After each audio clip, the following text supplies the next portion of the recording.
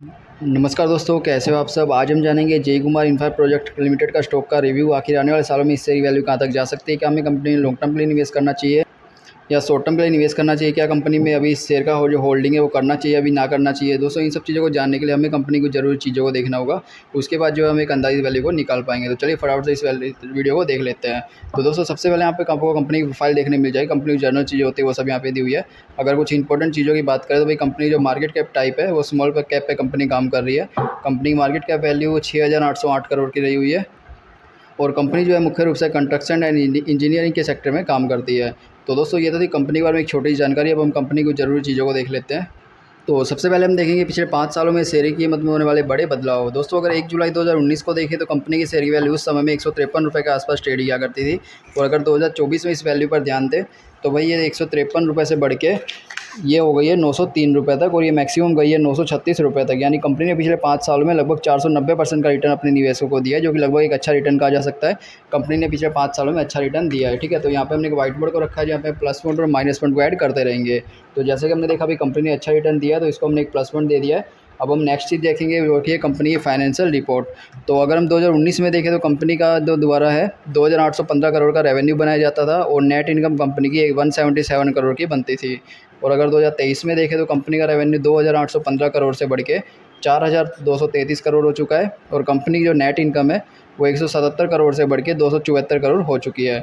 तो जैसा कि हमने देखा अभी कंपनी का रेवेन्यू भी बढ़ रहा है और कंपनी की नेट इनकम भी बढ़ रही है, जो कि एक अच्छा संकेत है निवेशकों के लिए। कंपनी जो है फाइनेंशियल रूप से काफ़ी अच्छी तरह से स्ट्रॉन्ग चलती हुई देखी जा सकती है।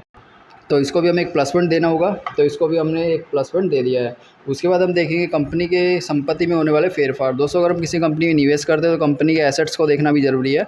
तो अगर 2019 में देखें तो कंपनी के पास उस समय 3,497 करोड़ की संपत्ति हुआ करती थी और अगर 2023 में देखें तो कंपनी की संपत्ति 3,497 से बढ़ के 4,355 करोड़ हो चुकी है। ठीक है, तो ये भी एक अच्छा संकेत है, क्योंकि अगर कंपनी की संपत्ति लगातार बढ़ रही है तो इससे कंपनी के जो रेवेन्यू सोर्स है वो भी बढ़ सकेंगे। तो ये भी हमें एक और प्लस पॉइंट मिल चुका है, तो इसको भी हमने एक प्लस पॉइंट ऐड कर दिया है। उसके बाद हम देखेंगे कंपनी के द्वारा दिया गया डिविडेंड, क्या कंपनी अपने निवेशकों को डिविडेंड का भी लाभ दे रही है, नहीं। तो दोस्तों, अगर डिविडेंड की रिपोर्ट्स को देखें तो कंपनी ने देखिए 2023 में डिविडेंड दिया, जो कि 3.50 पैसे के हिसाब से पर शेयर के हिसाब से दिया था। 2022 में दिया, 2021 में, 20 में, 19 में, मतलब कंपनी लगातार अपने निवेशकों को थोड़ा ही सही पर अच्छा डिविडेंड दे रही है लगातार। ठीक है, तो ये भी एक अच्छा संकेत है, क्योंकि इससे कि निवेशकों को तो फ़ायदा हो ही रहा है डिविडेंड का, साथ साथ में कंपनी ग्रोथ के लिए भी एक प्लस पॉइंट माना जाता है अगर कंपनी लगातार डिविडेंड देती है तो इसको भी हमें एक प्लस पॉइंट देना होगा। तो इसको भी हमने एक प्लस पॉइंट दे दिया है। अब हम देखेंगे कंपनी का शेयर होल्डिंग पैटर्न, कि कंपनी में कौन कौन से इन्वेस्टर रहे हुए हैं। सबसे पहले आता है दोस्तों टोटल प्रमोटर होल्डिंग, यानी कंपनी के द्वारा की गई होल्डिंग। कंपनी ने अपने शेयर की 46.65% की होल्डिंग की गई है, जिसमें से कंपनी ने इन शेयर में से किसी भी प्रकार से कोई भी शेयर को बैंक में गिरवी नहीं रखा। ये पूरी तरह से कंपनी के पास रहे हुए सारे के सारे शेयर, जो कि एक अच्छा संकेत है।